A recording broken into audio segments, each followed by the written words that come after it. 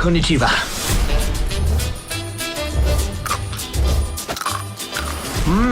Wasabi. There was a really nice full circle kind of thing there. Fate. And now fate. And now and you know, I've been watching his stuff from afar.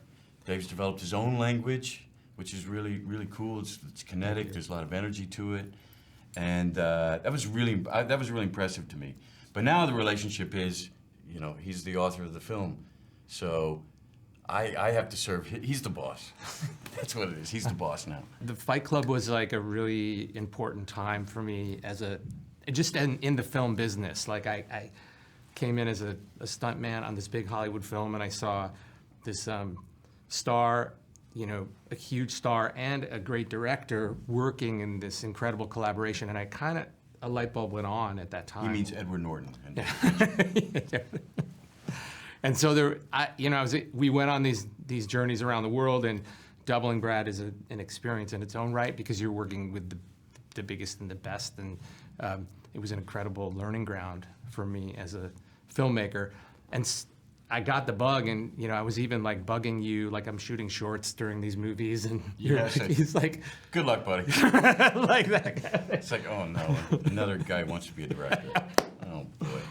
So, but again, like it was the experience I had on a lot of those films with a lot of those directors, where stuntmen get a little bit more access to, and if you're paying attention and you want to do it, I think that was really part of, you know. But you came from a long fight history as well. Yeah. And helped really design our fights in Fight Club, appropriately named. Yeah.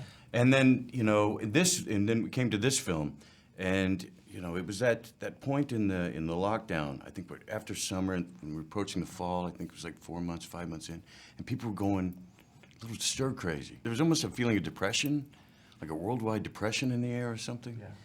And read the script.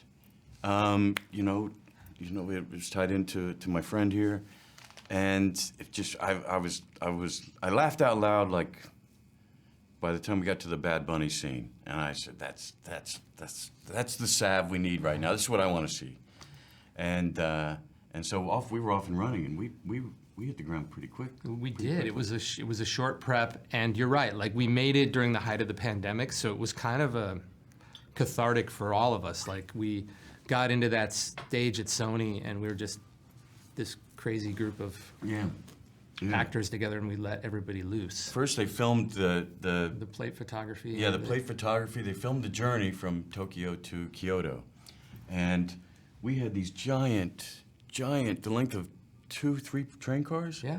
These giant video walls on both sides of the train that they could plug into any part of the journey in the background, so you would see that in the windows. And it really felt like we weren't stagnant like a boring soundstage, you know, where it's just kind of stifled and there's no air. And it really felt like we were moving to the point that some crew could not even, they got motion sickness. And we're standing still. Living in the flashbacks was like a choice that I really wanted, because I felt like we needed to escape from the train. You know, you get in a train movie and it's like 2 hours in a tube, and like no matter how cool we make the train cars, and we had fun environments in the train cars, I liked going out and seeing the story of the White Death or the Wolf's story, and like spending 2-3 minutes there and then coming back to the train. So it was something creatively that I held on to and fought for, to make it a little bit more of a wild ride and an escape, you know. Yeah, I think it just makes you feel like the journey is it's more colorful. It's not just that journey, it's a journey of fate. It's not just a journey on a train to Kyoto, it's like the journey of how all these people got here at this time. The DNA was in the writing. It was all there, and we kind of expanded a little bit into we kind of made a guy, we saw it as a guy who he was a bit of a, would you call him an assassin, or just like, he's an assassin, but he's kind of like maybe trying to like not kill anymore. Or yeah, he works in that world. Like he had a crisis of conscience, maybe a breakdown. He was out of the business for a bit. He had that like couple months of therapy and thought he had all the answers, and life will be good from here on out, just roses and sunshine. And so he tries to bring this idea of like peace and conflict resolution to the world of hitmen and thieves and murderers and whatnot. I was so pleasantly pleased to see the design.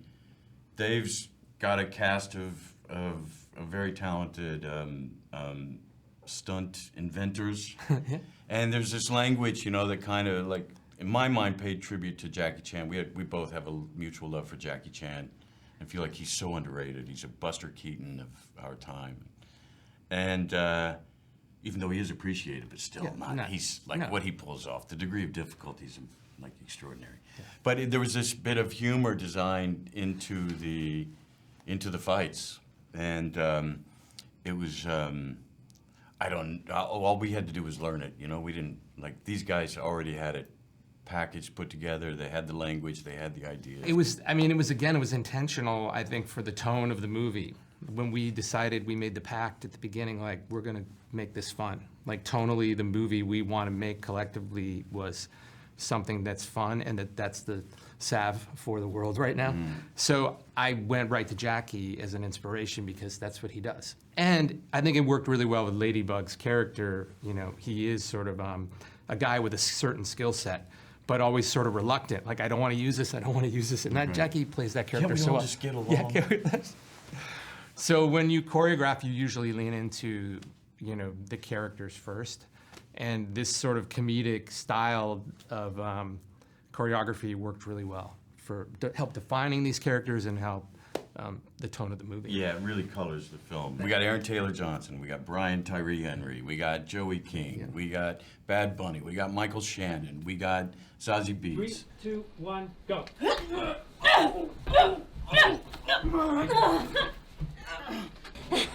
One little prick from this, you know what happens? Yes. Your blood congeals, clogging your veins and your eyes rupture. I said yes! Am I leaving any more? No, Hiroyuki Sanada. Oh, yeah. Andrew Koji. Andrew, Hero. Yeah, right. Just, you know, everyone was on fire. On fire. Again, like, bringing their A game.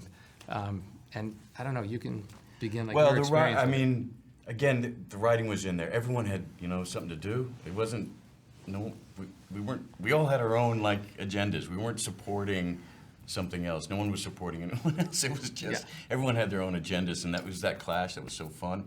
And everyone really got to, I mean, I just enjoy these performances so much. Zach did such an incredible job, like, helping paint these characters really clear paths in the original script. So you knew that they were going to collide, right? But then I think taking it to the next level and on set and creating an environment where everyone could explore and, like, amplify that. And as the tone of the movie got a little even more heightened, it was even a little more fun. Because once we knew, like, first couple days into it, we're like, oh, we're going there. You know, we could feel it, you know, like. Oh, we're doing this? Yeah, and that's okay. Right. Like, you know, I think you go into a movie and they're like, you think the tone is going to be X, and then it becomes X squared or whatever. And you just go, I'm going for it.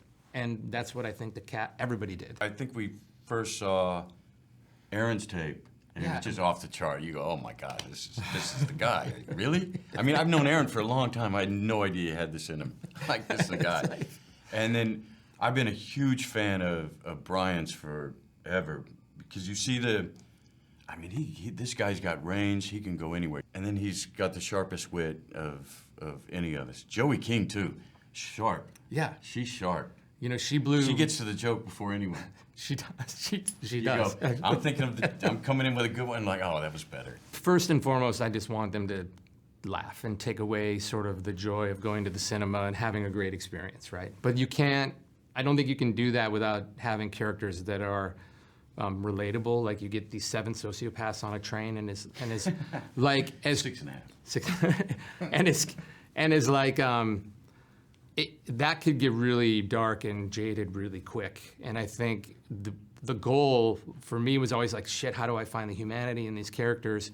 How do I make these moments real? How do you care about them enough? Because by Act 2, they're all cold, heartless killers. And we found a way to access everybody in a certain way. Like, you look at Aaron and Brian's relationship, they're brothers, right? And they play those brotherhood moments so genuine and real, you get the feels. I want people to go on the roller coaster that we created. And if they find a little piece of philosophy in there, like, you know, you can't control your fate, but if you just, you know, flow with it and you find some acceptance and grace, like Ladybug thinks he's found, then maybe that's a good thing. I don't know, there's just a vibe, there's an energy when you got other people and we're all laughing at the same thing, you know? It's infectious.